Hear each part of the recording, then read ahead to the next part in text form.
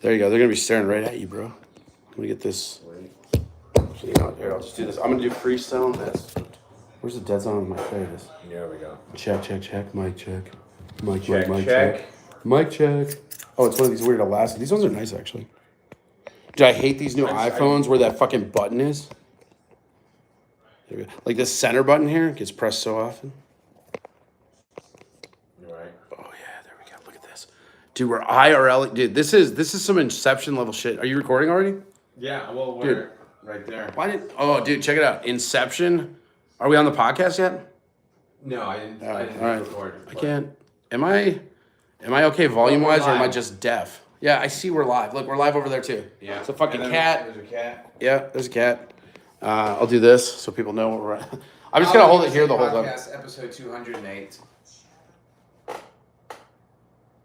Wow. Just hold it like that the whole time. Yeah, no, I'm gonna like shift it around like and you know what's gonna be That funny? actually works. Wait, are we recording the podcast now? I'm gonna press record. Oh, all right. All right. 3, 2, Oh, 1. shit. And we are live from my humble abode. First time doing an in-person guest here. In this fucked up apartment. I think that's the first time anybody ever called me a person. Really? Yeah. Wow. Usually they just called me foster kid. So, I love how you're rocking the Niners and the Vikings. yeah, dude. I'm trying to like piss people off. I actually, you know why I did it today? Like, so I actually do this pretty often. Like, I don't want to brag, but the Vikings don't make the playoffs that much, bro. You know, or they don't go far. But it's just like really funny if you're somebody that has two teams. Right. Because like, especially, I don't know what it is, but especially like NFL fans, they get so mad if you don't just have one. They get so mad about it. They're like, how can you root for two teams? Like you just do it. Yeah, it's not that serious. Like I was kind of an Arizona Cardinals fan for a little bit, but then their fans made me so annoyed that I kind of just stopped. Because I went to the games in Phoenix and there would be like 70% the opposing team. So I was like, you guys don't even give a fuck, then I don't give a fuck. Right, and the other thing too is like, dude, I'm telling you, I might even pick up the Texans just to have a third team to fuck with people. I don't give a shit. Maybe I'll get some Texans. Maybe I'll get some Texans. Dude, CJ Stroud is good. I wish we would have waited. Oh fuck, we should have gone to that. That would have been great. What up, Ian?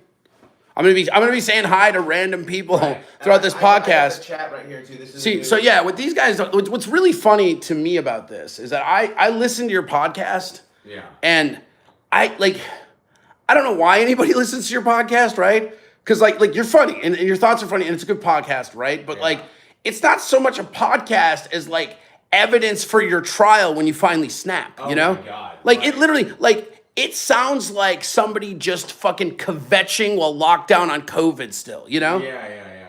And it's just funny because now the people that because the thing that's crazy to me is like the people that like connect, like I like you, right? And I think your podcast is good, right? But like I'm kind of scared of what your super fans would look like. You know what I mean? Like think about that. Yeah. Like just somebody that's like really into this podcast. Like, nah, man, I like this like really super militant guy that I don't know when he's gonna fucking snap and he's just fucking talking all the time to himself about shit that pisses him off. Like that's the people you're connecting. Like you're going to get shot by one of your fucking fans. Well, all I know is if I ever do get like real success and fame, I have like if canceling people is still a thing, they can just go. I have like dozens of episodes worth of shit. It's just like, okay, you made this easy. We listened to the first 11 minutes of the last episode. We didn't have to dig. Yeah, I mean, and you should have called the first episode "Retarded for Hate." That didn't help you. Oh, Danner's here. Yo, he's also. Is it Minnesotan? Is that how you say it? Minnesotan, yeah. Minnesotan. You know what I'm gonna do? I'm gonna make this my special project. I'm gonna get you a dope ass like Minnesota accent going, so that when you're rooting for the Vikings, you can like fucking really fit in. Cool Vikings. What's interesting though is my friends back home are saying that my accent is turning Texan, so they can actually. No one even has a Texas accent. Well, I'm just look. I'm just telling you what the brain dead fucks back in Minnesota have been telling me. They're saying that like I'm starting to sound weird to them. Well, and I think it's just like you're fucking Canadian anymore. Well, I think it's just because I say the word y'all. Because like I don't know, y'all is something that up north in like Minnesota and other places they just like that's like so ignorant. Whereas these mics might be a little too hot. Let me see. Oh yeah, I never knew you were sexually attracted to mics. Oh God, did you hear that? Is this thing fucking on? Oh my God. Damn, dude. We got people in chat just being betcha. If you're listening to this podcast and you want to watch the chat belittle us, you can go to Ali's YouTube or mine. Yeah, right go to there. Ali USA 86, and you can see us. Justin says Dante Culpepper was the best Vikings quarterback. Dante Culpepper was a product of Randy Moss, and he wouldn't have lasted 10 minutes in the league had it not been for Randy Moss. Tiny ass hands. He fumbled every fucking game. Hey, well, look. By at least 3 times. Like I remember, who was it? Their running back at the time too. Kind of fumbled a lot too, if I remember correctly. I want them to see the Vikings in the 9. I'm really pissing people off with this. This is great. Like eventually, I'm just gonna get a shirt that says anybody but the Cowboys. You know, if I fuck them. Oh my god! Happy birthday! I can't wait until the Cowboys fuck it up this year. It's really cool that you said you don't do people on this podcast, right? This is like the first time you had somebody in person. Well, no, it's not the first time I had someone in person. It's the first time I've had someone in person here. Well, it's just a really cool birthday gift to me. Thanks, man. Oh yeah, happy birthday, Corey. I was breadcrumbing that the whole time. 56 years old. I know, I'm like 52 in some months, bro. It's fine. Okay. We're in the same ballpark, though. Yeah.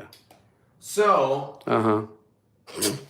audience, a lot of them listen because of you. I know that because I was the number 1 city was Minneapolis. And there's a few people I already had listening in Minnesota prior to meeting you, but I know you definitely heightened that to be the number 1 city. Either way, who are you and what are you about?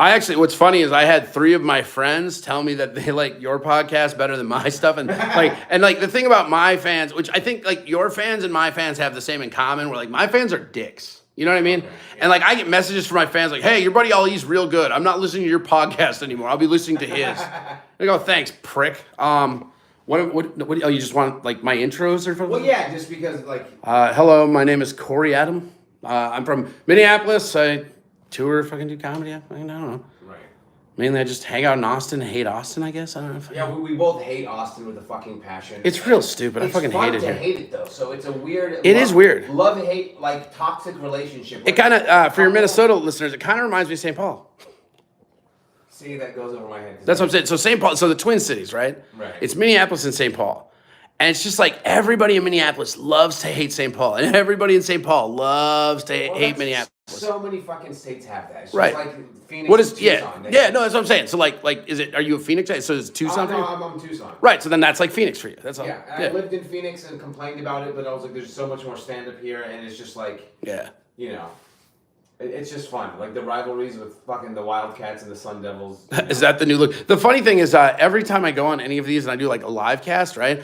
Every single person in chat will ask me if like whoever I'm hanging out with is replacing the people on my other podcast. Oh my God. Is that the new Luke? Like, no. That is. But yeah, I do comedy. I do like I don't know. I like having fun and getting angry at shit, I guess. Yeah, you're like, I don't know. You're a lot like me where we're both dicks, but we're not like, we're assholes, but we're not bad people. You know what I'm saying? Like, there's maybe that's you. It's like, I'm a terrible person. Like, yeah. I mean, well, you know, I'm not like, the thing that's funny, and, I'm going through all that fucking, I got like a bunch of like weird beefs online and shit right now that's super funny to me. Yeah, you're doing this fucking drama. Yeah. He sent me all this shit with like some guy doing like a red bar breakdown of why Corey Adams a failure on YouTube. Yeah. And he was going through different videos. Yeah. Saying, look, there's no views on this, and then Corey did a rebuttal. Yeah. Well, but more importantly, he's all like, this guy sucks, and he's lying about being a comic, and he's like got no following and all this other shit. It's like, yeah, but like you're wasting 2 hours of your own show on it. Yeah. Like if you're saying like if I say to myself, Ali, you fucking suck, right? Right. Like, and my podcast is so much. Do you think I fucking use my fucking podcast space to talk about? I fucking wouldn't. I fucking wouldn't. Right. But fuck that dude. Yeah, it just seems like a waste of energy of someone who is really a nobody. But more importantly, who cares? You know what I mean? Like, it's like, I don't know. It's really weird in comedy how sometimes people just care about the wrong thing much. I'm guilty of it too sometimes. Like, I have enough self-awareness to be... You're just like, you know what's weird about you is you're like a slave to your temper. Like, and it's funny because like your temper, you have one of the most inconsistent tempers of anyone I've ever known.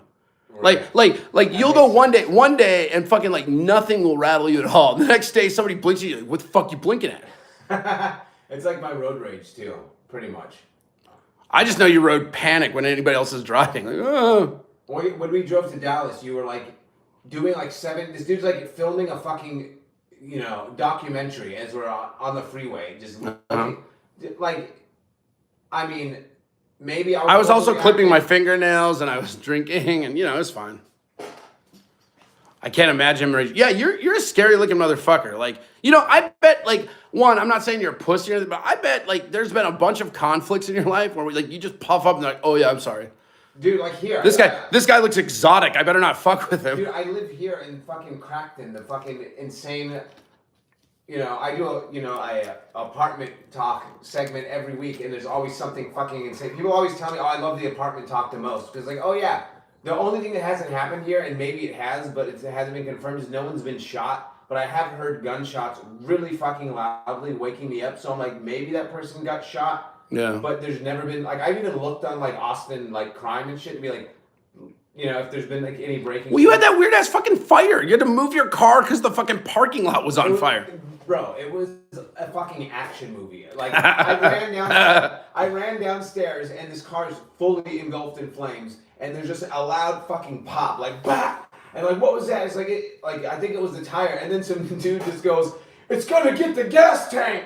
So then I go, fuck, and I run upstairs, and I grab my fucking keys, and I run downstairs, and I start the car, and I move, and it felt like any second this car is gonna fucking explode, and shrapnel and fucking pieces of twisted fucking car metal is gonna fly into my fucking face, and then it's gonna start the building on fire. But luckily the firefighters got there like super fast, and people were like, oh, that's some like mafia shit. And I was like, I wish it was that cool. It's literally just scoring baby mama. Yeah, it's like a scoring baby mama and a meth lab that didn't read the instructions. 100%. They're like, oh, people can cook meth in a fucking Winnebago. I'll do it in a fucking Nissan Altima. I'm scared somebody in this place ate that stray cat, Oh my, yeah, so the Orange Cat Chronicles that ended, a couple months ago now, it's been. Yeah.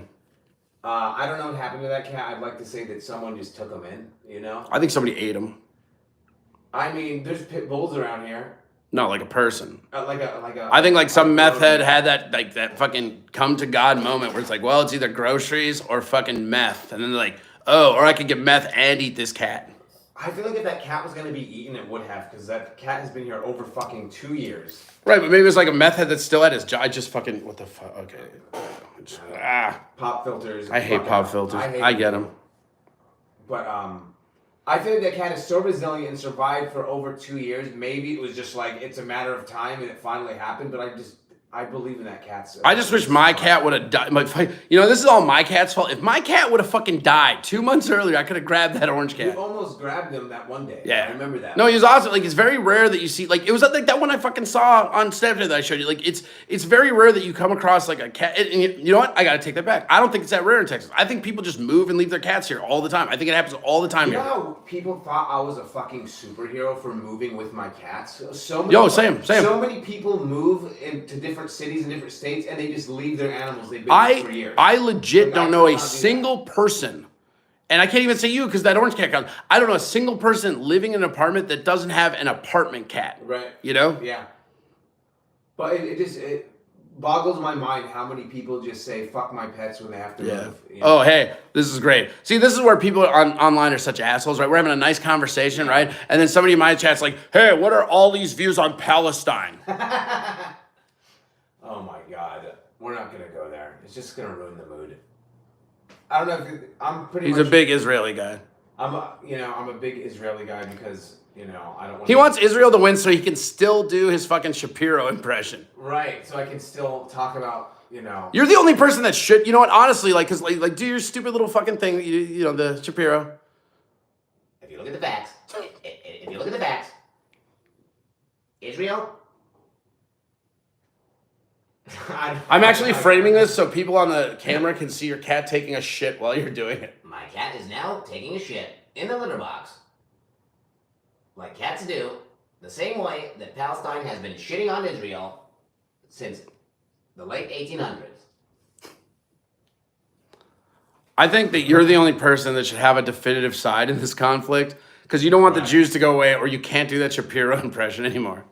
Dude, I don't know, the Shapiro shit I've been doing way before this. You're turning into like a hack-ass impersonation comic in front of my eyes in real time. Like it's fucking like Cat Williams fucking snaps. That Shannon Sharp Cat Williams shit killed last night. Yeah. I wasn't even expecting to do it on stage, and then there was another comic who saw my YouTube short of it and said, "Do that on stage," and I was just like, "That doesn't feel like something that would be fun." Do it on your podcast. Do it on my podcast. So, Ted Williams, you know, is a stand-up comedian. You've been doing comedy for years and years, but you're also an actor. You did a movie called Friday After Next. What was it like working with Terry Crews? Terry Crews tried to rape me, Shannon. The man is a rapist. He held me down. Cedric the Entertainer sold his asshole to the Illuminati for 40 acres and a mule, Shannon. Everyone is corrupt. Faison Love has sucked so much white penis that his esophagus is permanently looking like the Gaza Strip.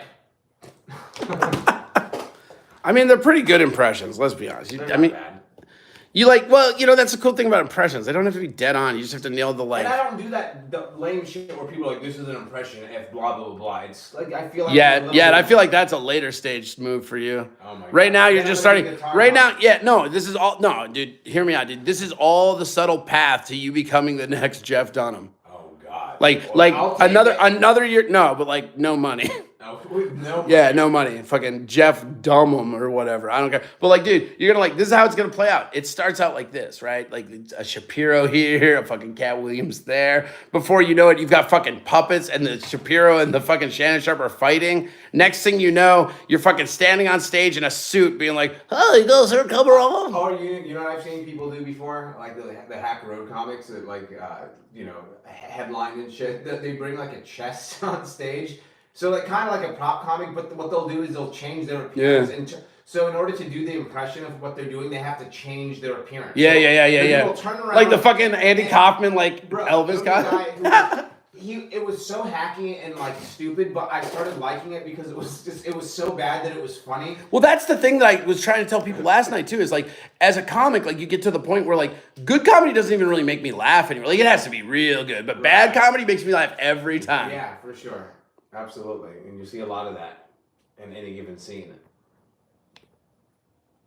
So what are you saying, this guy like changed the fucking clothes? Well, he would like turn around, but it was very impressive how fast he was with it, because you could tell he'd been doing this for years, to where he would turn around and you just see him like he'd have layers of clothing on already, so he'd just slide out of his shirt and have a completely different shirt and then just put in like fake teeth and glasses and turn around and then do like a couple of jokes and then turn back around, take the teeth out, put other teeth in. Jesus Christ. And then put like a fucking toupee on and turn around. And it was so lame, but I was laughing because I was like, this is so fucking ridiculous. Well, and like, I actually, this is something that just occurred to me as you were saying this, right? And I'm going to say this to you, and I think it's going to happen where you're like, oh, holy shit, right? Like, I don't think there's any traveling hack road comics here.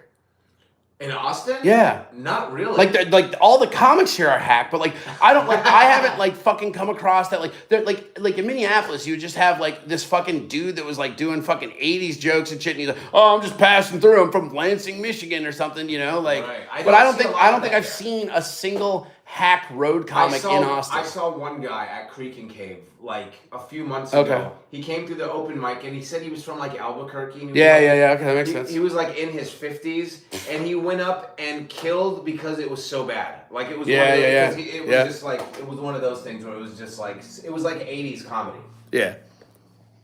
I remember, like, I don't know, man. I miss that, though. Like, hack comics were, like, I love hack comics. They fucking crack me up, dude. I remember when I first started, there was this dude, Scott Novotny is his name. Scott Novotny? Yeah, and he's like a fucking just... That's such like a fucking name of like a front man for a band. Oh, dude, this guy fucking, like, you have no idea. So this is like, there's a place in Rochester called Goonies, right? And it's like a club, but they like don't really pay their MCs, but they're the ones that are giving the MC. Like you do fucking 3 minutes of okay shit at their open mic, they'll work good MC. So it was like everybody's first MC gig, but you know, it wasn't really like they gave you a fucking bar tab and you felt like you were fucking crushing it. Oh, holy shit, man. I'm telling dick shows that I even gotta buy my drinks right now, you know, like just and you know, you're like fucking a year in, who cares, right? And this motherfucker. Like, so first off, he gave me a fucking intro card, right? And it was this index card, like, it was like one of the college index cards, right? And this shit was filled out front to back. Like, it was like a small novel for his intro. I hate when people do that. And it was like, but it was like, the worst part is like, it wasn't credits. They were like fucking a bunch of like just hack jokes. Oh god. They're like, this guy's toured all the way from San Diego to Lost Wages. You know what I mean? Like shit like that. You know what I'm talking about? And like fucking this guy was fucking like, and so this is, oh dude, this fucking Scott, man. So he fucking, first time, I've never really MC. I think I'd MC maybe once before, but the first time at Goonies, right? First time working with this dude, right? So I go up on stage, you know, I do my fucking 5 minutes or what the fuck ever, right? 15, whatever the fuck it was. And then I take out the card and I just start reading it, right? Because like it's an index card full of everything, right? And I you know, I read it, I turn it over, read the back. He comes up there, right? And he gets off stage and he's like, hey, I need to talk to you. And I go, okay. And he goes, it's really important you don't read the intro. And I thought you wanted me to read your credits, you know, because I don't fucking know anything, you know what I mean? I just fucking started. I'm like, well, I thought you wanted me to read your fucking credits, dude. He's like, I'd like you to memorize it. And I looked him right in the eyes and I go, Scott, this is a free gig and I smoke weed. That's not happening. Yeah. Like I go, so like, if you want, I can say, please welcome, or I can read your stupid card. And he goes, you know, I know you're just starting out, but you're going to learn to respect a headliner. And I go, oh, am I? And so I go up the next set and I do my fucking time, right? And I like, oh, dude, I get done, and the fucking, you know, feature gets off. I get back up there to introduce him, you know. Yeah. Now, your next comic coming to stage is one of my close personal friends. God, I just love this dude.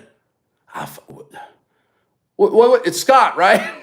And dude's just fucking few. But this guy was like the fuck. So first off, his fucking, I mean, obviously it's not a visual aid for a podcast. Remind me afterwards and I'll show you. He had these fucking googly eyes, and and it's the same kind of thing where he had this, like, his closing bit. Right, he had 2 closing bits, and they were both the hackest shit you've ever seen in your life. Right, one is like he had these like, and they look like you know those like sun tanning goggles. Yeah, they look like those, but with actual eyes. Right, and so he turned around, he put them in. He's like, and it was like the setup was like the stupid. He's like, you ever drink too much coffee that you get all fucking whacked out or whatever? And he would turn around, and then he would just like act out like fucking like he looked like Howie Mandel having a seizure basically, and he had these fucking eyes, right? And he would sell these eyes after the show. Yeah. And he would bitch at me. This dude bitched at me for like an hour in between the shows of selling merch. He's like, you know, I used to get these better eyes and they were like fucking nice and covered. These ones hurt my eyes, but you know how it is with fucking Chinese manufacturing. And like, would just talk about these stupid fucking plastic eyes, dude. And then does it do well? No, absolutely. Like I'm convinced that this dude was like, so this would have been like 2008, right? Yeah. And I'm convinced this dude did not write a new joke since the 80s, right? His other close, so he'd do that, right? And then so he'd do that, right? Yeah. And then the intro into his closer, right? His closer was he did this parody of the Beefaroni commercial song. So he'd be like, "We're having beefaroni," right? But like we're talking in 2008, dude. That shit like from the 80s. Yes. Like, I don't even know, like, I think I only knew the commercial because it was on, like, fucking Nick at Night when I was watching, like, Mr. Ed or some shit. You know what I mean? God. But it was, like, fucking hilarious because then this dude's, like fucking talking to me. And it's like, you listen to his act, and you see this all the time with Roadhouse. Like, dude's never written a joke in the last, you know, he gets, like, his 45, and then he's just like, good enough. But, like, this dude was, like, if, you know, I'm trying to, Sal D'Amelio, do you know that guy? I know the name. Yeah, he probably came through. Another guy that's pretty hacky, but you know what the thing about Sal is? He's a nice fucking guy. Yeah. Like if you're gonna be there that has big, to be a balance. Right? It's if like, you're gonna be that big of a fucking hack ass prick, you can't be a dick bag. Right. So we talked about one guy that we had both worked with before. The dude who had his whole claim to fame is being on Family Ties. You know what I'm talking about? Yeah, Skippy. Oh my God. Yeah, that guy. He's exactly like the guy you're just talking about. That guy's a prick. No, he's. Oh, so, when I've never seen I worked with him at House Comedy. I've never seen anyone say, "Do you know who I am?" more. Not once. Dude, he did this shit when he was at the club in Tucson, and he was acting all weird, like looking over like my shoulder and like rushing himself like to the green room, and then he didn't want to go. And at the time I was like still drinking and shit. I was like, "You want to go grab a drink at the bar, whatever?" He's like, "No, I just I don't want to be bothered by my fans. I don't want them to see me." I was like, "Dude, you're in fucking Tucson in a strip mall. You're not gonna have fucking fans for a shitty TV show." Yeah. And then he gave me the longest fucking list of credits, like you were talking about. Where like a scroll. His was like a scroll. And he would get like mad if yes. you like fucked up one thing. And then then I had to run his musical cues from the sound room. So so it was lights for me. It was his light cues. Oh, lights too. Yeah. Exactly. Yeah, because he does that whole thing like about like a romantic setting. Yeah, And yeah. He's like, It's like a dinner in a restaurant bullshit. And then he wants you to fuck up the lighting, so then he just accepts it. He goes, no, a little dimmer, dinner. Yeah. And then he's like, make it go like the lighting goes, fine, that's good enough. And dude, this was like 20. Yeah. And you know what's funny is he did that exact same thing, House of Comedy in Bloomington, right? Yeah. And he like fucking the guy that was on the soundboard was brand new. And they made me do it the rest of the week because of this, right? He fucked it up. But what's so funny is like the dude fucked it up and like it got like the same like because like fucking that stupid hack light bit up looks like it's working. Yeah. You know what I mean? But then the funny part is like when he was excited that it went perfect, still no laugh, you know? Right. Man, and what else was I gonna say about him? He was like, so this was like 20, like, because I worked with him like twice, and the last time maybe it was after COVID. It might have been like 2020, and he was doing all these jokes about shit that's like going on in pop culture, and his reference was Paris Hilton. What? I'm like, what is this, 2005? Yeah, what the fuck? Is you gonna bring Puck back from the real world, motherfucker? What the fuck are we doing here? Yeah, and I was just like, what the fuck, man? Well, that's like that dude that like we've been kind of beefing with online and shit, right? Yeah. Like this dude just keeps saying, "Oh, this guy's not a comic. He doesn't have shows and all this other shit," right? And it's just like funny because the dude just released an album that's like 20 minutes of recycled material from like fucking 15 years ago, dude. Yeah. You know what I mean? It's like I heard a lot of that stuff when I fucking was on the bill with you. Like when I did the show with you, I heard a lot of what's on your new CD, you know? Yeah. Like, cool, dude. Like, it's just, I can't imagine, like, I don't even have the focus to rewrite the jokes that are working now. You know, because like comedy is like this real experience, you know? It's like, your joke, like, you know how it is, especially if you're doing open mic. So, okay, I'm going to write this idea and then I'm going to fucking work on it for the week, right? Right. And it's like, I cannot even imagine, like, not wanting to press the idea to be, like I have that one, like, my first album was #1 on iTunes, right? Right. And I have friends that'll come out and they want to request a certain track. Oh, do the fucking Bandito one or whatever, right? Right, like and a I literally have to go to the fucking CD and listen. I don't fucking remember the bit. I don't remember it. Oh, yeah. Because the moment I fucking recorded it, I'm like, cool, don't have to remember these anymore. Right. You know, and it just because it's not connected. You know what I mean? It's not like I'm fucking like down here in Austin hating everything. Like I'm gonna do my fucking happy-go-lucky, like, oh, I'm waiting tables. It's just not who I am anymore, you know? And I couldn't imagine. Like that Skippy guy, right? I couldn't imagine. Or that Scott Navani, or the guy that I was fucking beefing with. I could not fucking imagine going forward and just presenting yourself as a comic and knowing deep down inside that all you're doing is rehashing shit that objectively probably didn't even work that well when you wrote it. You know? That's the most confusing thing, because I've seen people hold on to acts for, 10, 20 Right, like years. if it crushes, like if you have something that like absolutely crushes and you want to do that for the rest of your life, like not what I do, but at least like I get it. I get like you're just lazy. You've solved it for an hour, maybe. You know what I mean? But this probably this shit didn't. It definitely doesn't work now. But I don't even know that it worked in the '80s, bro. There's a guy in Dallas too. I don't want to say his fucking name though. Come on. He works at. I don't know if he works anymore, but it was Hyenas. Come on. I want to get your podcast canceled. Let's go. Okay. Did you know who Butch Lord? Yes. Yes, I do. Yes. And I mean, nice guy. I've done shows with him. Yeah. This is not even a shot at him. This is just objective. No, don't backpedal. Look, he's not going to listen to your fucking He's never gonna podcast. hear Don't it. you dare backpedal. I've watched him, like, he's like those guys we were talking about, when he'll do jokes from. So I've known him since like 2012, maybe. Yeah. And the jokes he did in 2012 were already 20 years old. And then I saw him again in like 2021, and it was the same shit again. So he came through. So he came through Minneapolis, right? And I don't know like what, but he was like He bragging. looks like if Jesus was a fucking heroin addict. Yeah, for dude. the listeners. He looks like if Josh Blue got caught inside a hippie. That's what he looks like. Right. But what's so funny is like, so this dude came in to, I forget, it was either Willie's or Grumpy. He came into one of the open mics, right? Yeah. And then I think it was Grumpy's. And so Willie's is the room that I wasn't running it at the time, right? I took it over. That's the room that I ran for like 8 years in Minneapolis, right? It's the one that I model after Dig, the way I ran with the headliner in the middle and all that. So this motherfucker was coming to Grumpy's, which is like, so Grumpy's is basically the tube of death that the Dig is, right? Yeah. And then Willie's would be Anderson Mill, the like bar where like it's winnable, but like people don't really want to give a shit, and you really got to grab their attention, right? Yeah, it's work. And the fucking thing about it that's so funny is this motherfucker shows up at Grumpy's on Wednesday, right? Just an open mic. Yeah. And like just starts fucking piously talking to people. Like he's talking, and you know, again, the thing about Minneapolis that people don't realize is that scene is killers. You know, like I'll tell you, like I'm not the best guy that came out of Minneapolis, right? But being on the upper level, like because I work at Acme, I got in at Acme, right? Sure. Like being at that level, like being like, let's say there's 20, I'm in the top 20, let's say, right? Right. Being in that level makes you so above almost every other fucking scene because the way that Minneapolis comedy was when I was coming up is it was a bunch of people that hated each other, but the only thing that matters is how funny you were. And so it's just this rat race to get as funny as possible because Acme would not put anybody in unless they were funny, right? And so this dude is fucking talking down to this dude Chris Maddock and Tommy Thompson, which people listening from Minnesota know these guys like Chris Maddock is still he's one of my friends, and I've gone on the road. This is like maybe the funniest person I've ever met in my life. I went on the road with this motherfucker, and I swear to God, I came off the road funnier just sitting next to him in a car for days. Yeah. You know what I mean? Just like you come out funnier. For sure. And this fucking butch dude goes up there and lays the hackiest shit I've ever seen in my life, right? Yeah.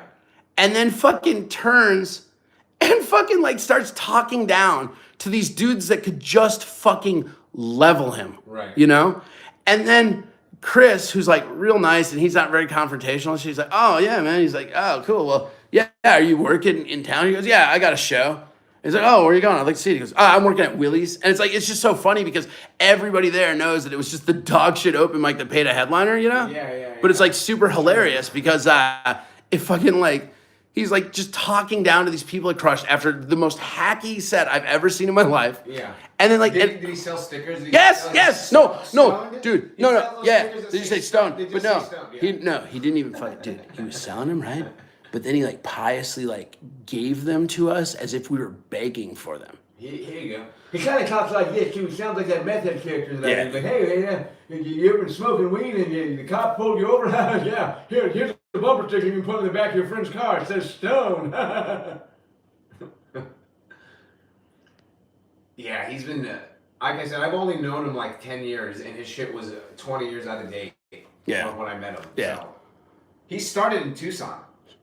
Like, Really? Yeah. Oh man, I'll just never forget. I'll never forget as long as I live the way this dude just ate a dick, right? Just ate a dick. Right. And like he had like those laugh ears. You know what laugh ears are, right? No. Like so, laugh ears is a term for like shitty comics that hear laughs that aren't there. Newer comics do it all the time, God, where they like do bad, but they get off like, oh, that fucking I fucking my crushed God, it, right? right. There's And a lot of that here. yeah, dude, Austin has it bad, but it was so funny because this dude is like talking like he crushed. Yeah. In front of like, and I'm telling you, Chris Maddock, like fucking, if people are listening, you want a really fun comic to listen to, he's on Spotify and shit. And like Chris Maddock, like Point of Entry, his first album, if Chris Maddock hadn't had his kid and he moved to LA, there'd be no Kyle Kinane.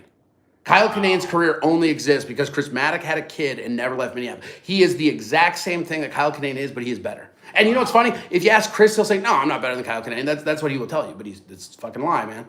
And this dude was fucking push. He's looking at him and he's like, "Oh, yeah, man. No, you'll get there on the road sometime. You know what? Here, have a sticker." And it's the funniest shit ever. Oh my God. And I told fucking Chris, I'm like, "Why didn't you like bitch that dude out?"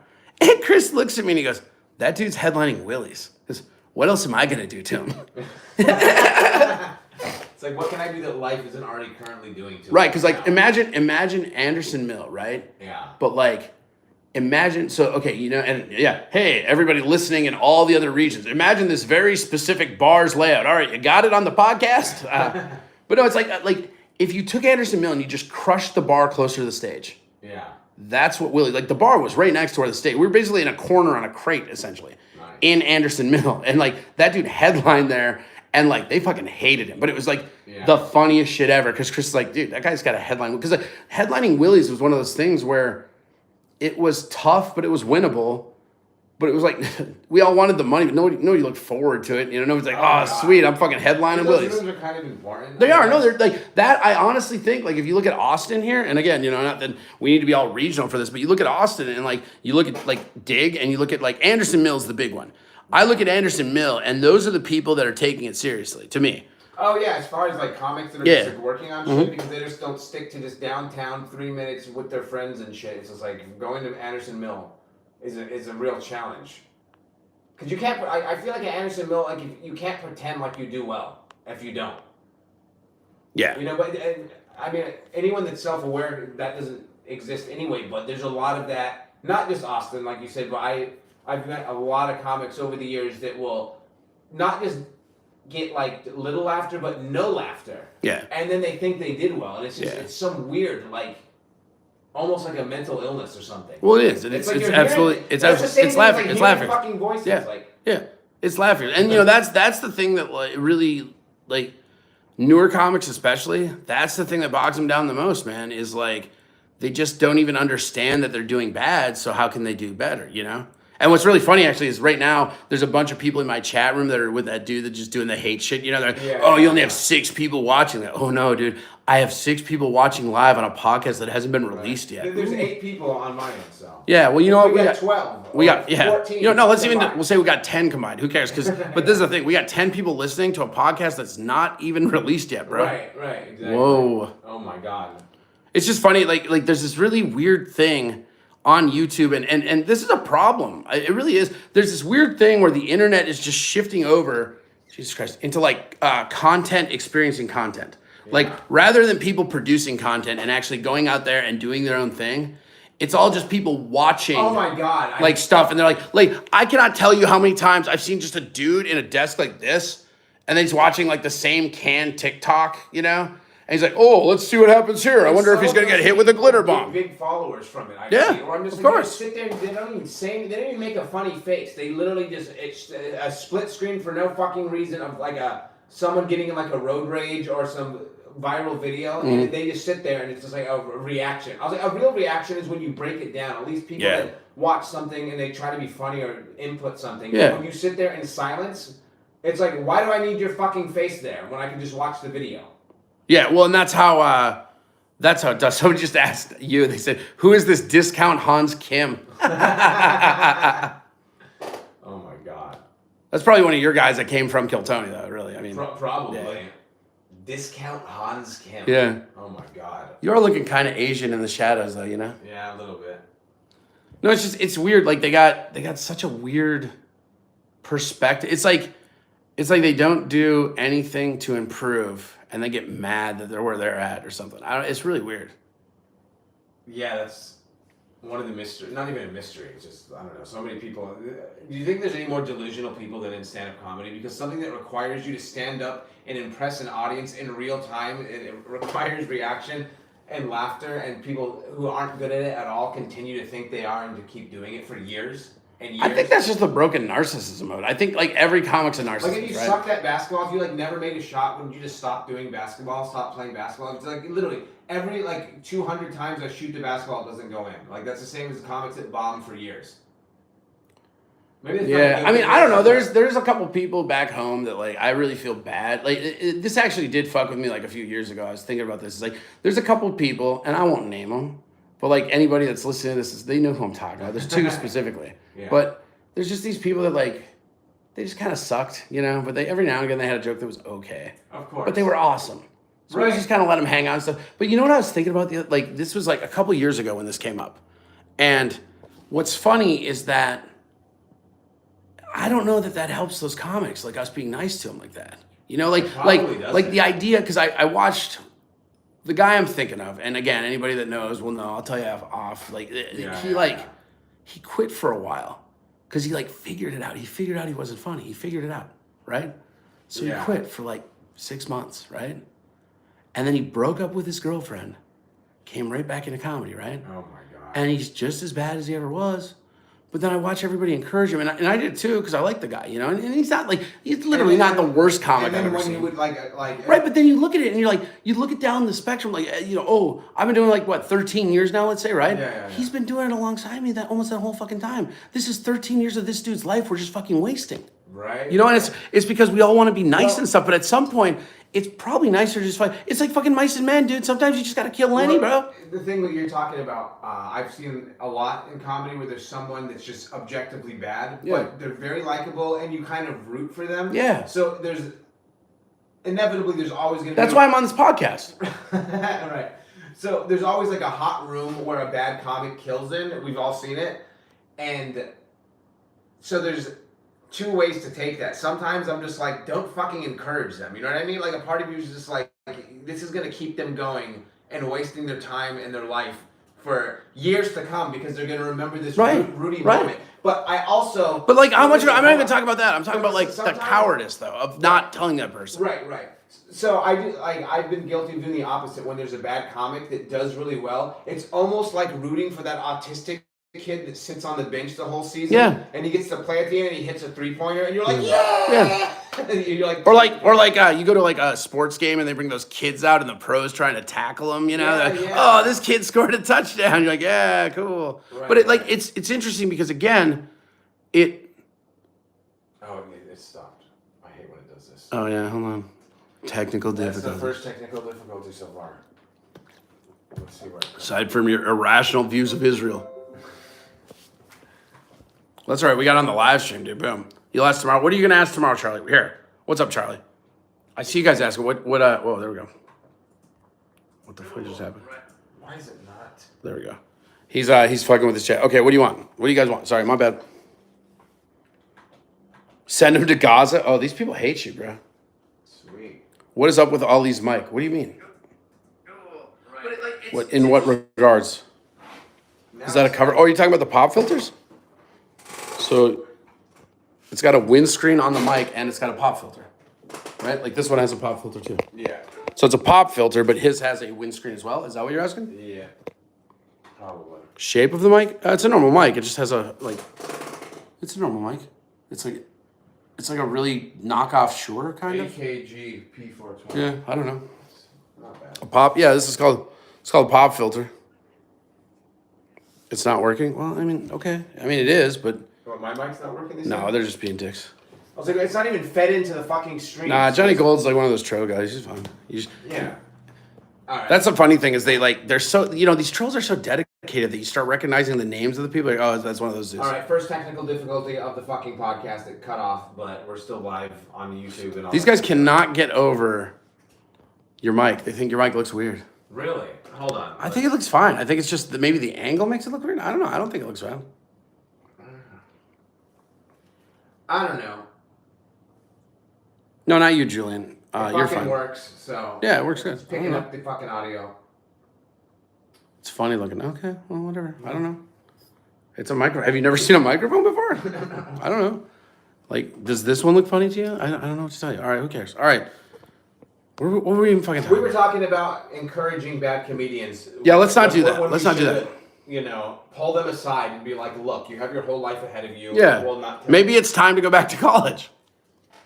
Yeah, I've thought about this, and then I forgot that I've had those same questions before in the past, where there's like a comic that I like enough as a person, because if they're just a shit person, you're just like, good, I don't know, that's a double negative, because they're like, they suck and they're a shit person, but if they're a good person and they suck, you want to, tell them to do something with their lives. Yeah. Well, it was one of those things that just kind of sunk into me, as it was honestly when I started headlining, because it took you so long to work up, you go. MC is pretty easy. I feel like that's quick, Yeah. And then features like a little bit longer, not much, but like that headliner to feel like bad comics can always make it up to feature. I feel like the headlining spot once you start headlining. Some terrible headliners though. Fair. But it's interesting because you look at the time frame that it takes you to work up that, And I watch this guy I'm thinking about. And again, anybody that's listening in Minneapolis will know what I'm talking about. But you go through this thing where you're like, God damn it, I'm headlining these clubs, I'm touring, I'm recording albums and shit, Yeah. And then you look at this dude that you encouraged maybe dishonestly, you know what I mean? Because you liked him so much, you know what I mean? Yeah. And here this dude is fucking 12 years later and he's still emceeing for fucking $20 everywhere or something, It's just tough. And it really goes to like how much accountability that you have. It feels like a fucking like timeshare salesman at some point, Like, do I like, you like fucking know this family can't afford it, but you sell them on it anyways? Like, is this my fault they're now living in a fucking under the bridge in Austin, Ripping them off, but of their time.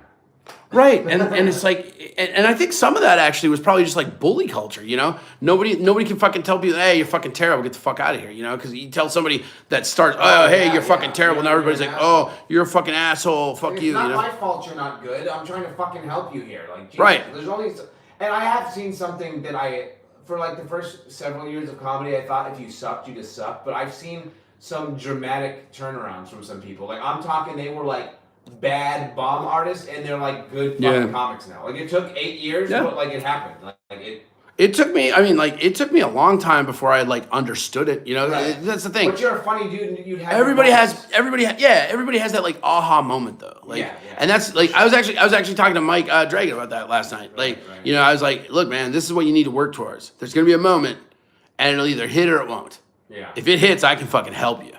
But if it doesn't, there's nothing I can do. I can't, you know, and that's kind of the thing I think, too, that's weird about, like, being on this side of it, watching the newer guys come up sometimes, is it's so random, the people that it will click for and can actually, like, go forward, you know? Right, There's, like, this, like, weird, like, soft level cap almost, right? Yeah. You either get it and understand comedy or you don't.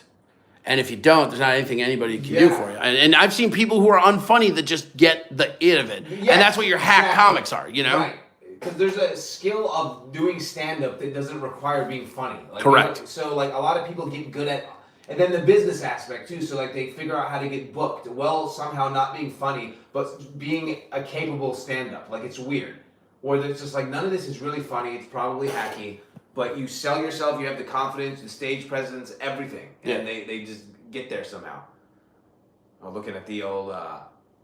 I just think it's funny that you have all these pop things. And you don't Yeah. even really care. People just keep sending them to you. People, dude, those get sent to me. The Candyman. Shout out to Jason, aka Lion Crowns. He's been following me since the Periscope days. He's, I think, a majority of those. Dude, these guys are going savage on your Shark vacuum cleaner, bro. There's a lot of hoity-toity people. Oh, I can't believe it. These fucking vacuum snobs in chat. God. They're mad you ain't got a Kirby, bro. Whatever. I fucking literally that's 90% cat litter that gets fucking vacuumed up, and it does a fine job. Oh, dude, here. This is what they're doing. Dude, I got one. I got a live one again. Dude, check this out. Yeah. Where'd it go? Where'd he fucking go? It's the dude that I was just like, oh yeah, that's one of the trolls. I'm not trolling. Dude, they write these paragraphs. Okay, right here, right? So this is a dude named Johnny Gold. Okay, this is a live. Yeah, right. This is a live comment, and so that dude just brings his stupid fucking autistic crayon munching morons, right? And they just like troll, and they like. I think it's like a lot of these guys troll like radio people, and radio people are so insecure that it maybe rattles them at some point. Yeah. You know, so like when I jaw them back or whatever, they really do. So right here's Johnny Gold's comment just now. Ha ha ha. These two nobodies are really delusional about their careers. Corey, you are hoping people? How about you help yourself? More than 12 listeners tonight. Oh God. Yeah, right. I mean, it's so funny because like they don't even like. They didn't understand the process. That's what I'm saying. They don't They even understand it. Like it's a podcast. It's not even being released. These are all extra views, bro. Like what are you talking about? Are you that fucking stupid? Like once this is, I mean, I shouldn't even have to fucking explain it. Don't. Like, Don't. It doesn't matter. It doesn't matter. Right, yeah. You're right, dude. You're right. You're right. These 11 views on YouTube and whatever is 5 or whatever. Fuck you. What do you have on your pre-rating? 10? Like there's 6 people. 6 people. You're right. These 17 people that are watching us record a podcast that'll be released. They're the only people that's going to listen to this podcast. Yeah. You guys, and this is the thing that's weird about the internet trolls, right? They're so fucking obsessed with views and clicks and shit. It's like they think that's a metric of anything. Like it has all the value in the world. It has no value, right? And they were actually, one of the dudes today was making fun of me because Corey thinks YouTube's value, like clicks have no value. They don't. They really don't. They fucking don't. It's just really funny. It's funny, like they try so hard. Like it's a weird psycho. I don't understand this, and it's really hard for me. Like I used to like Red Bar, but it's because he was funny. You know what I mean? Yeah. Like there's this weird thing where all these people who turned into Red Bar impersonators, they're not funny. They're just there to like hate watch.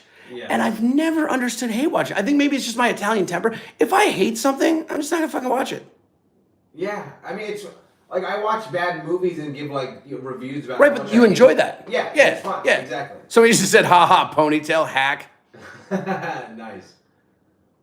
You know. But it's like I can't imagine. Like there are people like I've watched them. I've watched them on my shows daily.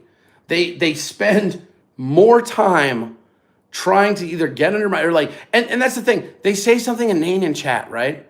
And then if I read it, I go, oh, fuck you, right? Then they just go home and they brag to their fucking nobody I fucking got this dude today. I get comments all the time on like my fucking my YouTube shorts and shit. Yeah. People just say some fucking just hateful, angry shit. Oh yeah, dude, people were not happy about that fucking 1,000-pound sister short I did. Oh my god. There's the did they get mad at you for the New Year's one too? Yeah, no, but the funniest comment I've ever seen in my life was on that one. Some dude fucking, I put on there, I was like making fun of 1,000-pound sister, and the guy goes, "Whoa, dude, no friendly fire." Oh god. I thought that was pretty funny, like it's pretty great. Yeah, they just like rattle around. It's just really funny to watch. I don't know. It cracks me up. And then these people are like, "Oh, this is too bad to not watch." Right? That means good, you dumb fuck. That's what that means. Too bad. Too bad to not watch. That's two double negatives. That means Right. you think it's good. You stupid fuck. Like that's the thing. They don't even realize that they're like fanboys of the shit they're like hate watching. It's the funniest shit ever.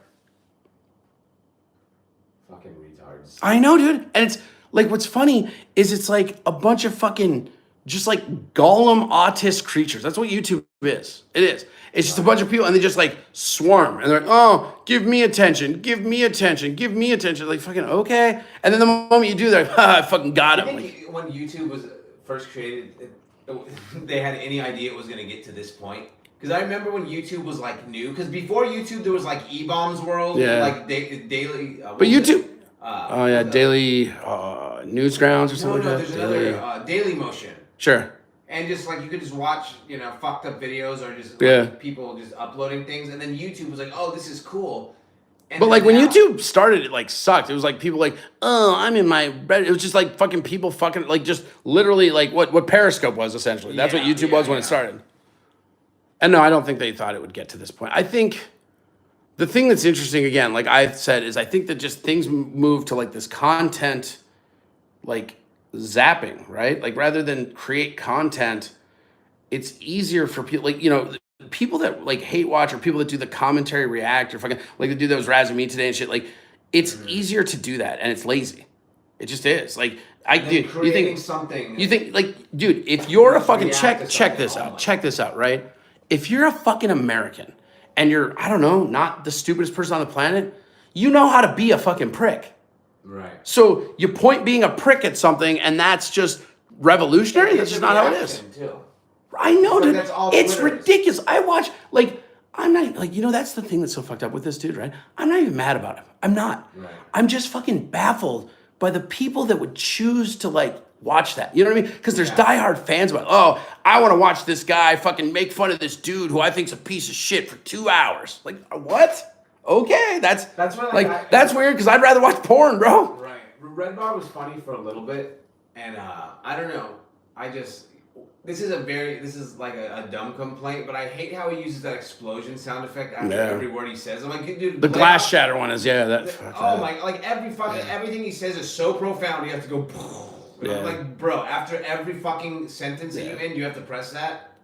Well, and it's just, like I said, it's just so funny to me, the people that are cloning. And, like, this guy, like, Pat, he was the fucking original dude that fucking Red Bar dissected. Really? And now he's like, yes, dude, he's literally one of the original fools. And he's literally going around being the fucking Wendy Williams of this fucking mini fucking old people retired radio syndicate. Because it's all just old fucking radio people that got collapsed out of their jobs. It's Opie Anthony, it's fucking Kumia. It's like, that's all it is. It's fucking Stuttering John. Like, it's whole fucking network of people. Right, and this is what these people dedicate their fucking lives to, is this fucking Dabbleverse, it's called. It's fucking hilarious. This shit on other people's podcasts. Right. And then this guy Pat, who does the Nobody Likes Onion stuff, right? This dude literally turned himself into the Wendy Williams of this fucking Dabbleverse, and then he just fucking, it's the funniest shit ever. And again, dude released an album with like 15, 20 minutes of stuff I heard him do 10 years ago. And then he's gonna fucking be like, oh, this guy's not a comic. And these people, and that, that's why you can't even really be mad at the people that come in and like swarm. Because they're interacting with this dude that's just lying to them for hours. And then they come in like, oh, I heard this and that. Like, okay, dude, like, dope. And then they just keep like fucking razzing. Like right now, oh, you got like fucking 12 viewers. Cool. This is a podcast. Do you know how And podcasters, you're one buddy? of them, dipshit. But So no, what but- the fuck but- do like? but- What but- does that say about you if you're knocking how many people are listening Right. or watching at the time that you're one of them? Right. So. Or like if you're that dude, you're gonna bury me. Like, first off, you buried a guy that you said's not worth it or anything on his birthday. Kind of seems like you were trying to get some birthday juice out of me, bro. Exactly who you're talking about and what happened, because I think we're just Nah. talking about it like Nah. No? Nah. Okay. I'm just saying the listeners might be confused as to what you're referencing. Good. No, it's just this dude, Patrick is his name, just a dude. And he does an online, he's like one of the original, like he was podcasting a long time ago. And I've had like 2-3 friends that have worked for him in the past, you know? Yeah. And he just like, everybody that ever gets close to him ends up hating him. Because he's just a prick. But he's people not, like but that. he's not untalented. He is a good comedian. Yeah. But he's just a fucking prick. I know people exactly like And that. Yeah. what happened is like I was on Steel Toe, that radio show I used to do, right? And he just like he went after Steel Toe because he was trying to like leech their viewers, right? Which is fine. I mean, fucking it works, right? Because he found a bunch of people that were kind of watching Steel Toe, but they were the hate watchers. They hated it too, right? So now a lot of people are watching him for like the Steel Toe hate or whatever. And he dedicated a bunch of time to it, whatever, you know? And like him and I went back and forth. And I called him out. I'm like, dude, fucking answer your fucking phone, dude. Answer your phone and fucking like, because he was doing this thing where like he's like trying to do the red bar roast, right? Yeah. But he's just making up lies. And then the people that follow him are so fucking retarded that they think those like he told people, oh, you work at a Chipotle. And all these people are like coming in my chat, they're like, oh, let me get a Chipotle. And I'm like, okay. So he just made up that you worked at Chipotle? Correct. Because he thought it was funny or something. And then this is what happened with the Chipotle. He said that I worked at a Chipotle, right? And then these motherfuckers like, oh, dude, that's the funniest thing ever. What if he worked at a fucking Chipotle? I'm going to go in his chat and just type in Chipotle over and over again, right? And then when I'm like, no, I don't. You're being stupid. They're, I fucking got him, you know? And it's like so funny because the attack is almost less hollow than what the victory is. Yeah. And this is these people's lives. And I can't find it in me to get mad about it because I just pity it. You know what I mean? I just like, it's sad. All the time. Like, It's being a troll sad. can be fun, I guess, but if it's all you do, like. Right, but then so today, right? Like, and this dude and I butted heads, right? Because he's talking all this shit, right? And the thing he said is like, he's not a comic. And so I told him, I'm like, okay, well, let's go 30 minutes of mine against 30 minutes of yours. You pick the place, let's go. I'll fucking go 30 minutes, and I'll fucking bury you. Yeah. Right? And never responded, right? There's Aaron on Steel Toe like challenged him to a fucking boxing match. I think that might have been Aaron's fault, but that never materialized either, right? And this dude just fabricates all this bullshit. But what he does is he never lets anybody come in and confront him on it. He has to be in the pillar of control, which is smart for what he's doing. You know what I mean? Like, so like people are like, oh, you should call in. Like, I'm not going to call in where you can just drop the fader and then cut out and go lean over. I know how radio works, you know? Right. But I'm like, dude, let's be here. And I was arguing with him on his Discord. He blocked me on Discord. He blocked me on Twitter. He unblocked me on Twitter afterwards when I was talking shit about him. But he blocked me on Twitter. Yeah. He blocked me on fucking Discord and all this other shit, right? And then it's like, it went radio silence for fucking, I don't know, months, right? Yeah. And then just like one of his buddies like So came out and what trolled. riled him up lately? So he's convinced that I don't do comedy, right? Well, why would that even I have matter to him? I have no fucking clue. Like, there's It no matters to advantage? him. It matters to him because he has no real fucking content and he's running out of people to make fun of online, is my guess. Right? Right. And so the thing Let's that's say you weren't a real comedian. Who gives a fuck? that's what that's what I was said the original time that all this thing came out. I mean, yeah, I guess you're right. Who cares? Right? Someone says, who's Corey? Hey, what's up? A comedian? Nope. Sure, let's go with that. Well, see, and now they know that you're on here because you're tagged in here, so someone will probably popping over, right? Right. But so today, I try to call this guy out. I'm like, no, man, let's go to a neutral place. We can argue over your bullshit because you're fucking just talking shit out of your ass that means nothing, right? Right. And dude blocks me on his Discord, fucking keeps talking, and then Oh my fucking, God. yeah. And so like, and again, I know people that worked with this guy. I know a lot of skeletons in this dude's closet, right?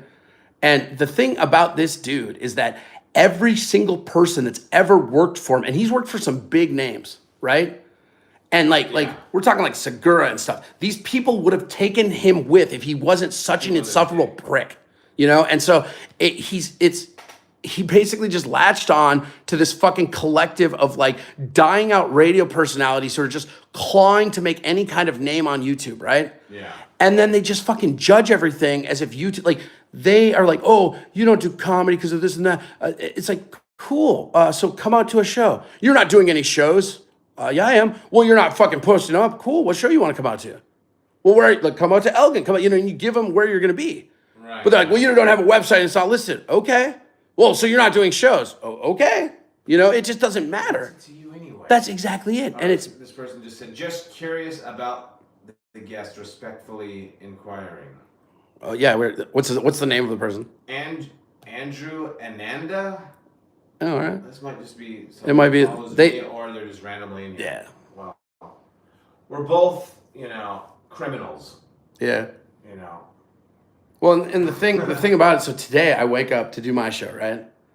And this dude has He's like a professional pizza maker. Actually, go look at his shorts. That's You true. know what I mean. right. And so this dude fucking I wake up today and he's got like fucking the Corey Adam takedown or something on his fucking site, Yeah. And I just pop it up and he's just doing the same live thing and he always just flips these dialogues. So I literally just stream sniped him and I paused it and just dissected all of these lies, right? Because the big thing is that they this radio show that I left, right? Everybody wants it to be this big dramatic thing that it's not, right? Well, drama sells. I wanted to get paid more. Aaron couldn't afford what I wanted to get paid, right? Right. Easy. Aaron understands it. I understand. Nobody cares, right? But like this little fucking insufferable fucking boil of like radio fucking diva drama fucks.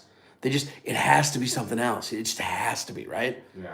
And so they like want, oh, what do you make and this and that. And so the start of this was they're like, oh, how does it feel to leave Steel Toe? And like, you used to be viewed by thousands, now you're viewed by nobody. And I go, well, actually, I'm still viewed by thousands. Like, if you look at my shorts, they average about 2,000. I have one that's 83,000, right? Yeah.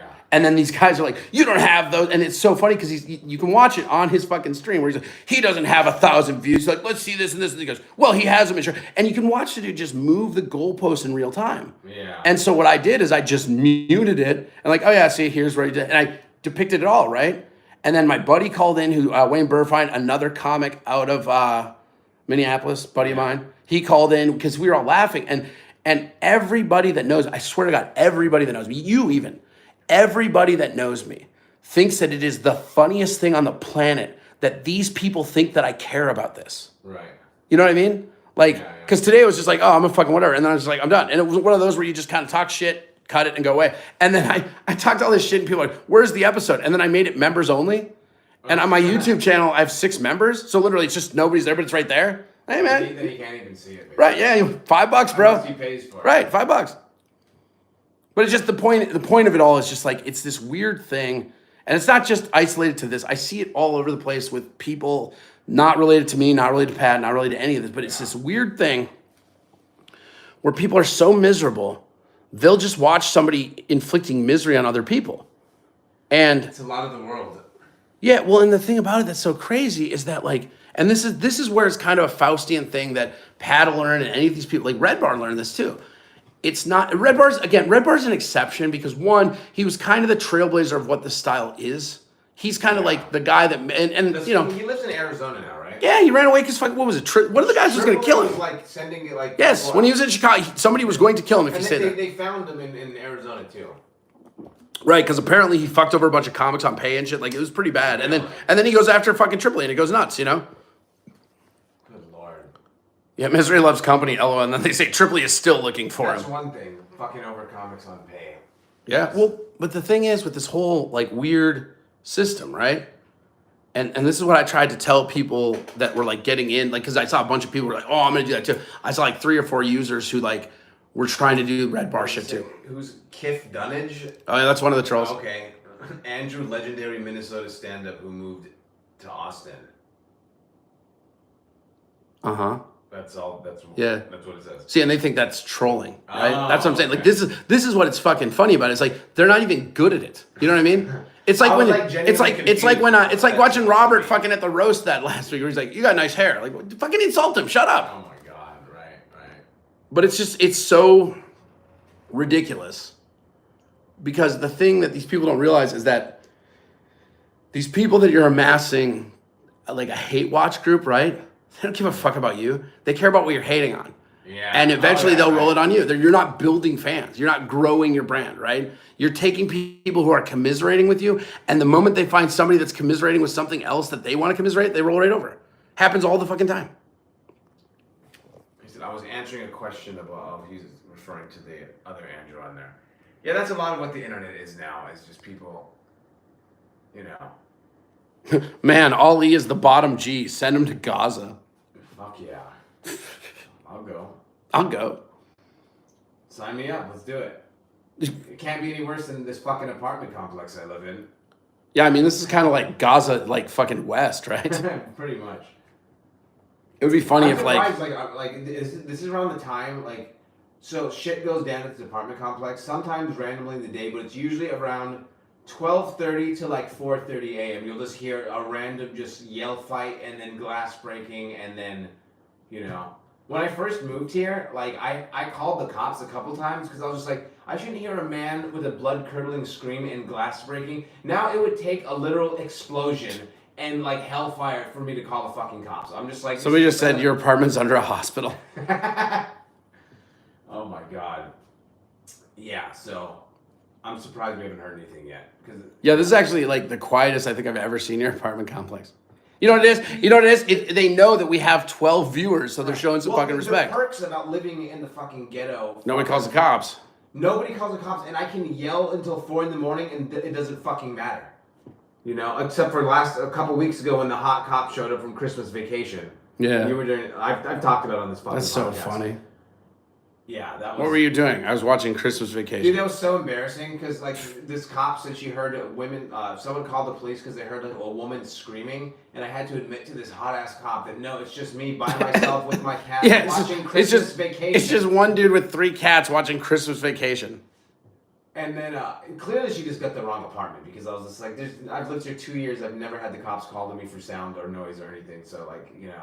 You're just like you didn't answer the door with your guns. A fucking lunatic one time came to my this is like last September. So Here like, still at this place? This place, Okay. like so like September of 22. Okay. This guy just starts pounding on my fucking door, and it's just I still have the Blink doorbell cam footage, and this dude is just yelling, "Come outside, nigga!" And it's a Mexican dude, but that's what he's saying. And then I called the cops for this because he's and not to be tough guy, not to be fucking Clint Eastwood, but I'm just like at this point in this situation with this guy, I'm kind of calling the cops for him because if I open the door, I'm gonna have to fucking shoot him. So I don't want to open the door. And he ended up going back downstairs and then coming back up, pounding more. And then I called the cops and he was just gone. And then when the cops showed up, they acted like I was unreasonable. They're like, you know, it's not against the law for someone to pound on your door. And then I showed him the footage. He's like, oh yeah, that is a little aggressive. I'm just like, what the fuck, dude? They're like, hey, it's not unreasonable. You're like, cat footage got them with a fucking chainsaw. Like, yeah, all right. It's fine. Right. And I remember at one point I opened, I thought he was gone, and I opened the door, and I looked around, and I did have my gun, and then I was like, maybe he left. I closed the door and locked it, and he came back. So I was like, what if he had come back when I was standing out there for like that 30 seconds where I thought he was gone? I was like, I wouldn't be talking to you right now. You never know the way. Well, you would have been neglecting 10 people. right. Texas laws. Oh, yeah, shit. that's right. There's a bunch of. Oh, it's doing that top comment bullshit. Yeah, I hate that. I hate that shit so much. Like, why does it default to that? You know what I mean? Like, I don't care that that's an option, Bex but it shouldn't be. What creates a troll or a hate watch? What up, Bex? I'm not a psychologist. There has to be some deeper psychological reasoning by why people are attracted to it. Because everyone likes drama. When there's some drama in the comedy scene, like we're all guilty of being like, oh, he said what, and he bombed, and she did this, oh, he blah, blah, blah. But the people that make it a whole thing where all their content is them just hating and, you know, breaking down why someone sucks, that's a whole other layer of just like, get a life. You know what I'm saying? Yeah. Like, so I don't know what drives people to make it like their whole identity, but... Well, probably money. I mean, like, if it's profitable, money. I mean, money's a big driver, dude. For sure. I feel like Kif knows what we're talking about. Ali, you suck. Fuck you. Oh, they got you, dude. Hell yeah. Oh, man. That's Are you gonna be okay? Do you need a tissue? Are you gonna be okay? Not just quit comedy, I might quit life. That doesn't take it far enough. That doesn't take it far. You know what? I can't just quit comedy. I could quit it all. You know, actually, the second podcast, we're going to do another podcast together with a bathtub and a toaster. It's going to be great. Fuck yeah. So I'm fucking frying up the tub or some shit. Like, ow. the toasted tub. I don't know. Oh, there you go. Something like that. Yeah, another one goes, please. And then Scud misses a buddy. I like this dude. Fuck It's just really funny. It's always funny, too, because I know the people from where they're coming angle-wise, right? And a lot of them have, like, alt accounts. Like, that's the funny, like, so that's the other funny thing to me. Trolling can be fun, just not No, when it's so funny, though. Like, okay, so you're doing that, all that pathetic shit we're talking about, right? Right. And then you have more than one account that you're doing it on? Like, Jesus Christ. God. It's so fucking funny. That's why I miss Periscope. Like, because you did Periscope too, right? I love Periscope, yeah. It was like I mean. I was bigger on Vine, but I love Periscope. Like, I actually had a pretty decent following on Vine. When Vine pissed me off when it went away. Because I had a bunch of fucking people on there, and they just fucking, like, the day it was done, it's just like, no, it's a camera app. And they, like, didn't give anybody a chance to, like, tell their viewers to follow them elsewhere. It was just that entire like, that was one of the craziest shits ever, because that entire impression was just gone. Right. Well, that would happen on Periscope too. I would get up to, like, 8,000, 10,000 followers, and then I'd get banned, and then I'd build myself back up, and you always lose some that never come back. Right. Is the thing. So, like, yeah, there's still the 300 loyals that are going to find me one way or another, but there's slowly but surely, people would just drop off, and I would never hear from them again. Yeah. It's just like, oh, we can't find this guy again. Yeah. Well, and that's, I mean, like with Vine, it was crazy because, you have a bunch of people and then just. I actually found you through Vine, referring to you. Who said that? Bex? No, you did not, Bex. Shut up. I love Bex. She's rad. So Elon said he's gonna bring back Vine, but I don't fucking know. I feel like he kind of killed it. It's gone now. I don't know. The thing about Vine is, if you're being honest, and people don't want to hear this, but like TikTok's better than what Vine was. It's just a better interface for what it was trying to do. So it's like, even if Vine comes back, it's just gonna feel like a really slow TikTok. It's gonna feel like a dated TikTok. Yeah. Or just like, what is this lame shit? Like Periscope could come back and still be cool. Like that, like Periscope was the shit. King. But Periscope, like the problem with Periscope is there's no way that they can censor it. Because you get, like, if you had, like, that was the problem with Periscope, right? Because if you had a fucking VPN, right, you fucking just like be fucking people on stream. Like nobody cares because it's just like it disappeared after you were done. I remember the craziest one that we saw. There was this girl in Liverpool. She doesn't listen to this podcast, but she was a huge Periscope follower, and she just starts blasting out this stream, like, go to this stream in Russia, and it was like a mother and daughter dancing with like Mardi Gras masks on to like techno music, and it seemed kind of innocent until this Russian dude in his underwear with a gun just walked by the screen, and he was just, I was like, I think that they're captive right now, and he's telling them to dance. Yeah. And it was fun, and they did it for like hours. I was like, how do I try to help? You can't contact the Russian fucking police. Like, there's two women dancing. Like, yeah, it's Russia, you fucking idiot. Yeah, there's these two women dancing, and there's a guy with a gun being very aggressive. Yeah, it's called Sunday. Do you want borscht? Yeah, exactly. But it was kind of creepy, though, because I'm just like, what the fuck? It actually, like, I never saw any of that, like, that shit. Like, when I saw that shit was, like, live leaks or whatever. You ever see people, well, yeah, you can just watch. Live leaks, like, fucking, live leaks is the only place I remember in my life where, like, I would just randomly be surfing through bullshit, and I would just see something, like it's just, like, randomly, I'm like, oh, look at this guy's got a car, this guy's got that guy just got beheaded. Right. You know what I mean? It was like, oh, I wish I hadn't seen, like, I watched fucking mass shootings live on that shit. There were so many things on live leaks that I was like, I wish I hadn't watched that. It's called, like, the Duntrapic Maniacs or something like that. Well, they literally just murdered a homeless man. Yeah. So they were doing the Lord's work. So, right. Just cleaning out fucking God's church. That was like my mom today. She was talking about, like, immigrants, and she goes, well, what do you do if this immigrant comes in and they're so packed that he kills two other immigrants? I go, it sounds like he's curing the problem, right? Right. So, no, there's these dudes with, like, this is back in, like, 2007 maybe, and they have, like, a grimy, grainy cell phone camera, and, like, as close as I am to this table, they're holding the phone and beating this man in the face with a hammer and then stabbing him in his eye sockets with a fucking screwdriver. And you just hear all the sounds like, bah! And it's crazy. And then they got arrested because of the video, and they found out that they had killed 19 people. Fuck. And they're still in prison now. They were young. In 2007, they were like 18. They were called like the Duntrapic Maniacs or something. Like, I should look it up. It was fucking crazy. If anyone listening knows what I'm talking about. But yeah, that was a brutal video. Dude, one of the people just says the dude who has one video on his channel and it's Mexican and horrible audio. There are people that hate that fucking the Snapchat thing. Oh, right. You mean those young Russians, the young Russian kids who did the hammer killings? The camera, yeah, there was something. It's like, watch it. I'll just Google it. Of course, it's Russian. They're not creative. Like I guarantee you, they were called like kids who kill with hammers. Watch, because if you just even type in a series of words like "killed homeless man with screwdriver," And you're on a list.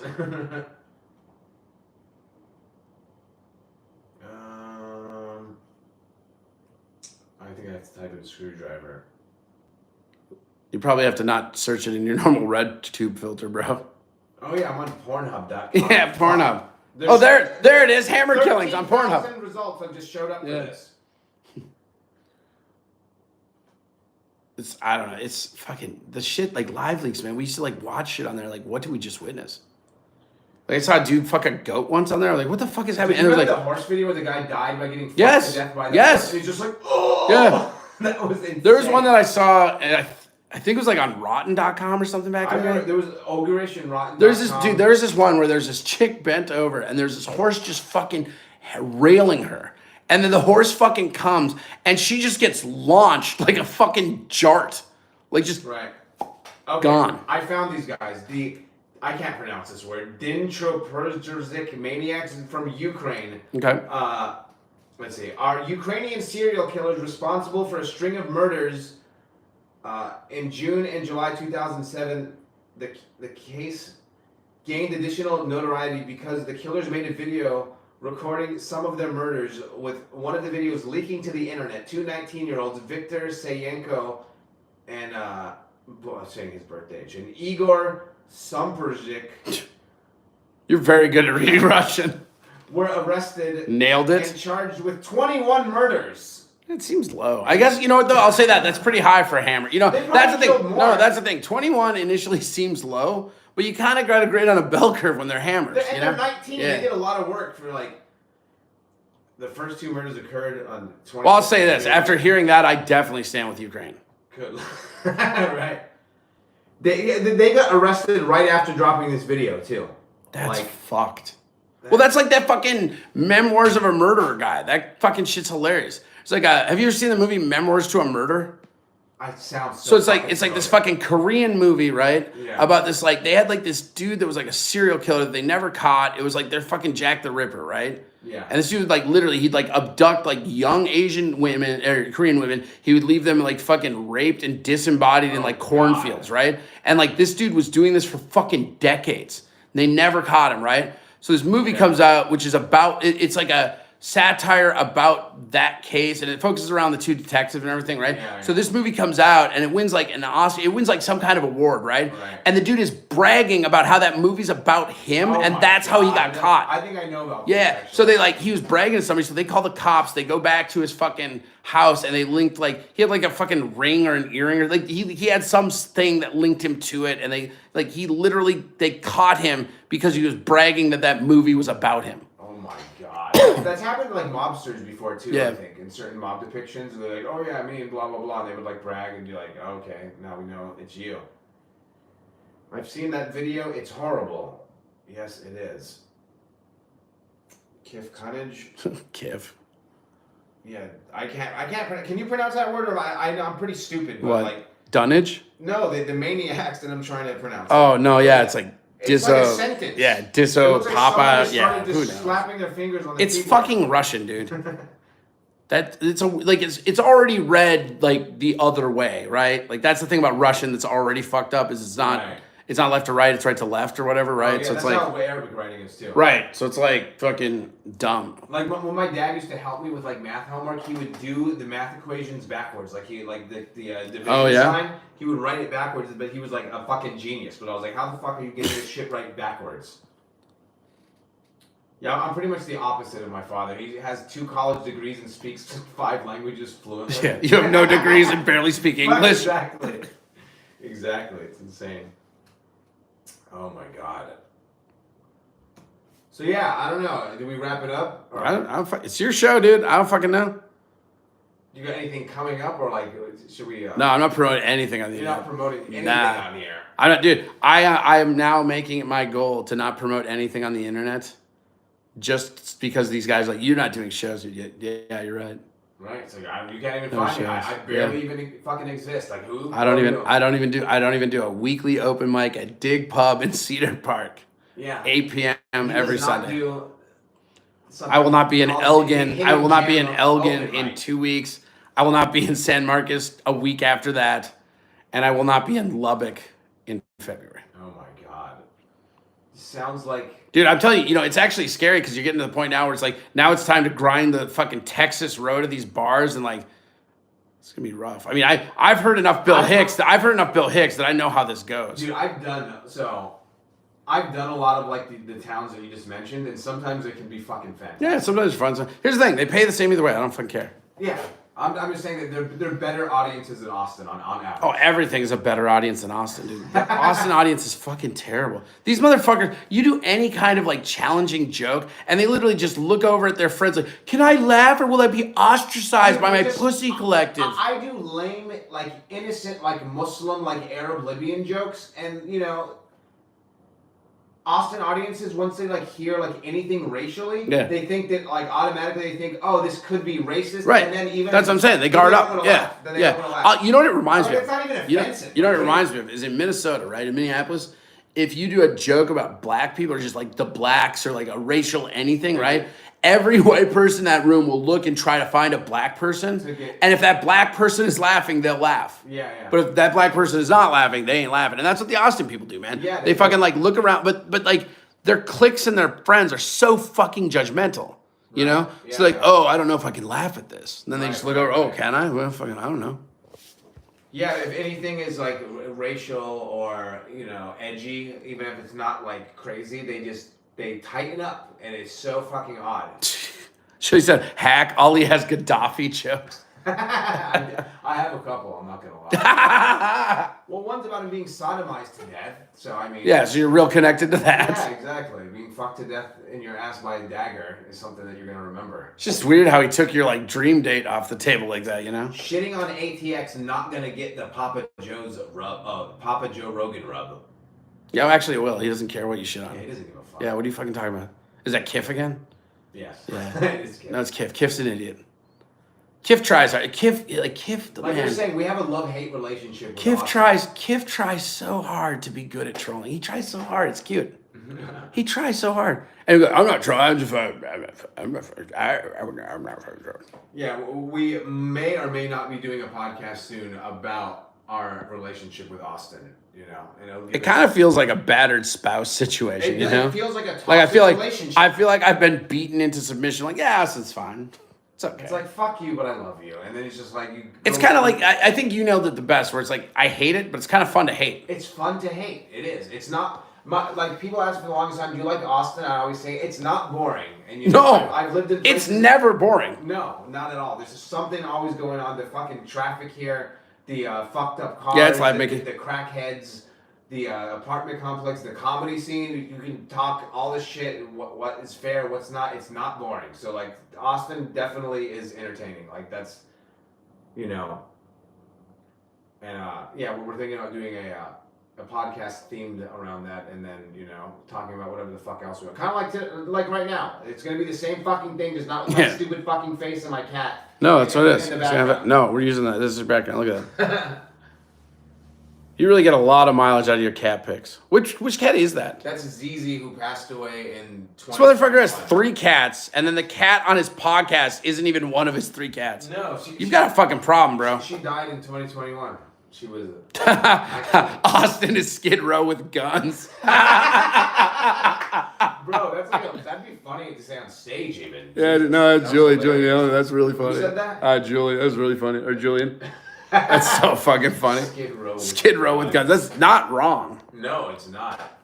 Dude, so in a 2-day, if you want to know how crazy downtown Austin can get besides just like crackheads galore, I got one for you. There was in less than 24-hour span, there was the viral horse shit video where some lunatic female literally just rubbed the horse shit all over her body, and it worked. She went fucking viral, and she shut down the street. The cops had to like chase her, but no one wanted to touch her because she's covered in horse shit. Less than a day later, Yeah, I was gonna say, yeah. the same street because there was a homeless man with a grenade. Oh no, that's not what I thought you were gonna say. Yeah, no, I know that too, but like they closed Sunset Street because of it. The horsewoman, right? Yeah. The real fucking crazy part about that horsewoman story, and this is my favorite part, right? So she's rubbing herself, and you go on Reddit, just type in like horseshit woman, you can find it on Reddit for sure.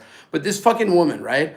The day after, there's a comic that does like a man on the street thing. She is interviewing with this dude like a day and a half later, still wearing the same clothes, still smeared in the same shit. Oh my god. And is on and says that she hasn't showered or like is honest, like clearly on like acid and shit. I mean, this chick is crazy. That is fucking nuts.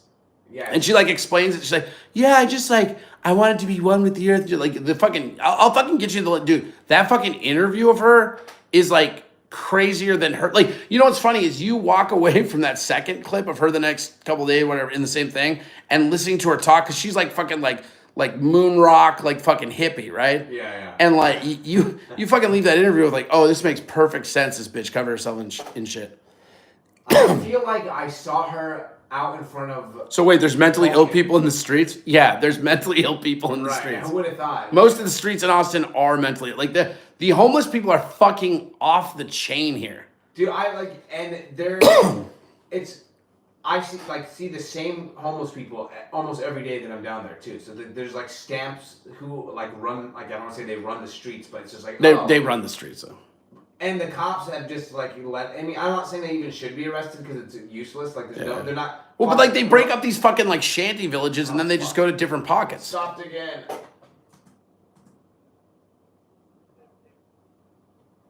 Fuck you, Audacity. Are we back? Real professional setup we got here. The free Audacity that hasn't been updated in like a year, so you know that's where we're at right now. Oh, what's up, Girl Rush? She is in the chat room. Gold Rush? No, someone who follows fucking like Periscope and all look that. at you. Girl Rush, yeah. Yeah, the homeless people. Fucking Holly Street or Chavez, right? Like, Chavez, yeah. Have you seen the fucking like shit squeegee people? Yes. So they have these homeless guys on the corner, and they have these like squeegees, and the water is always dirty as fuck. Yeah. And they like, you have to make eye contact with them immediately, and you basically have to like flag them off like a lunatic. No, motherfucker, no, right? They won't look away. They won't look away. Right next to your fucking car. And the moment they touch your windshield with that thing, you got to go to a car wash. Like it's fucking dirty as shit. We piss water, right? Yeah. So fucking, I'm driving around, and I'm coming around that corner. I'm like, oh, cool, it's fucking shit. I'm watching two of these dudes fucking like little kid like sword fighting with the squeegees, but like I'm like, oh, that's fucking hilarious, right? And then this one dude sways, and the other dude cracks him in the fucking head. Like they were not playing around. Wow. Like when I first came up to it, because they're both on like fucking drugs, fentanyl or whatever, you know what I mean? Because they're all kind of hunched over. Yeah. And they're doing like just like tack, and I'm like, oh, that's funny. They're fucking bored. They're sword fighting like when we were kids and shit. Yeah. And then just out of nowhere, just crack and just drops it. And I'm like, they are not fucking I saw a guy playing. getting attacked with a knife at one of the Shell stations. Oh yeah. Like literally, because this dude's like running and he's like backing up, like backpedaling. A black dude and there's a Mexican dude, and I notice he's holding like his fist looks clenched, and I notice he has like a blade, and he's chasing this dude, and eventually he just stopped pursuing him because more cars were pulling into the Shell station, and he just fucking. Dude, I've seen so much shit at that. It's not Shell. It's that one right off of fucking 5th, right by the bridge. Right next to the creek. Yes. Oh my dude! That place. So I watched a dude fire a gun that was on his holster. Like straight into the ground. I don't know like what he was doing. Yeah. Like I don't know what he was fucking shuffling around with, but he's just like pap, and you like look over and he goes, and he just like walks off, and you can fucking see his like the it's fucking crazy. Well, you know how those guys think that they're like parking lot attendants, so like it's just a homeless guy in a construction vest just harassing people, and just like it's a weird thing. Like, do I pay him $5? If I don't, he's gonna break into my car. Right. So there's a guy who's still there to this day. I watched him knock out a dude one time. Damn. So as I pulled in, there's like. At first, I thought the dude was just like a normal dude. Then once I saw, I was like, oh, he's homeless. And it's just like this white Cactus Jack looking dude. And he's bang. And he's following this guy. And the black dude's following, going, "Come back, motherfucker! Don't you ever disrespect me! Don't you?" And then what did he say? I've talked about this on the podcast before, and he goes, "Yeah, you better keep this." The timing of the way he said it, I didn't know whether to laugh or be afraid because he goes, "You better keep walking straight to the cemetery, nigga!" And then hits him over the head with like his bag, but there was something heavy in it. And the dude just collapsed and laid on the ground and wasn't moving. And he's standing over him just going, "Don't you ever talk about another man's mama like that." And then eventually the dude starts to get up. And like, I was just like, that was fucking crazy. Like, to watch him just go off on that guy like that. Dude, I was on, it was Trinity Street.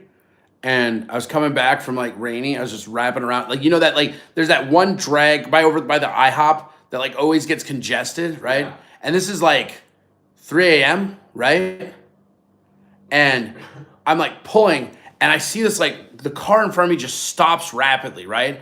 And this dude gets out of the car, walks around to the other side, opens up the door, drags this woman out of his car by the hair, and then just starts fucking like stomping on her. Holy shit. And she gets up screaming, like they just fucking, and I'm just like looking, and this guy's honking at me from behind. I'm like, I don't know what to do here. And the guy like comes up and he goes, "What the fuck are you doing?" I go, "Hey, the dude's like fucking hitting that woman. Should we call the cops?" He goes, "You get the fuck out of my way." And I'm like, Jesus Christ. So, like, it's just, it's fucking God. nuts, dude. Yeah, they don't give a fuck. Like, just, yeah, the road rage and the drivers out here. Like, I had some dude get so fucking pissed off at me because I didn't hit a person on a fucking bike. Like, Oh, yeah, dude. The scooter guys, like, if you don't kill them, like, people will get mad at you. Yeah. Like, I was pulling into some fucking parking lot to do a delivery, and I'm waiting for this, like, elderly man on a bike to safely pass by, and the guy behind me is going, "Cut out. Podcast is good. It'll be released. We'll have a link. Thanks for watching. Sorry that ending got all fucked up. I should charge my phone. I don't fucking know. Thanks for watching, guys. And we'll see you next time."